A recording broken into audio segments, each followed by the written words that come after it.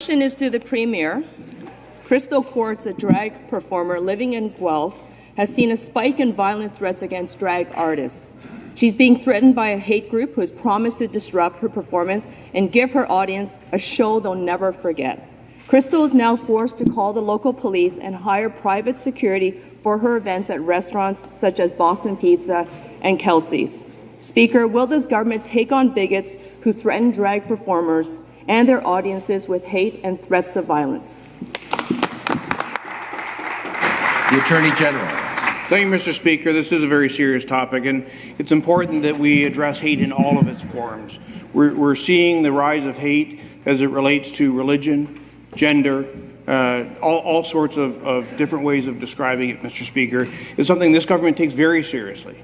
It's something that we're investing in to make sure that we have the supports for those who are the victims, and it's something that we're making sure goes to the front of everything that we do to make sure that we have people in safe communities, in the kind of communities that they want to live in. Thank you, Mr. Speaker. Supplementary. Thank you, Speaker. Back to the Premier. Words are not enough.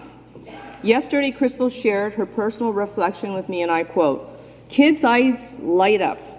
I'm this big, pretty princess. Parents tell me that the whole week afterwards, it's all their kids talk about. I go into communities that don't have safe spaces and create them."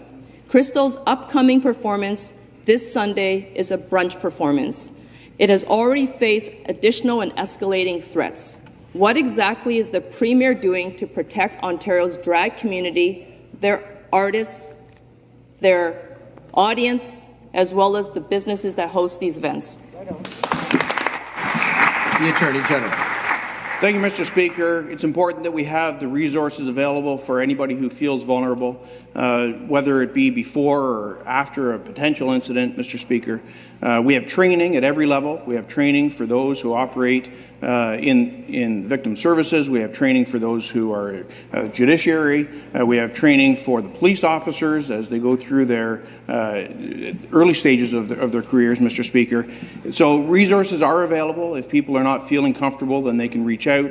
And I note, as particular, we can chat offline or after question period if you wish about the resources that are available, because it is important, Mr. Speaker. We're talking about our friends and our families and our children and our parents. We want to make sure that everybody is comfortable in Ontario.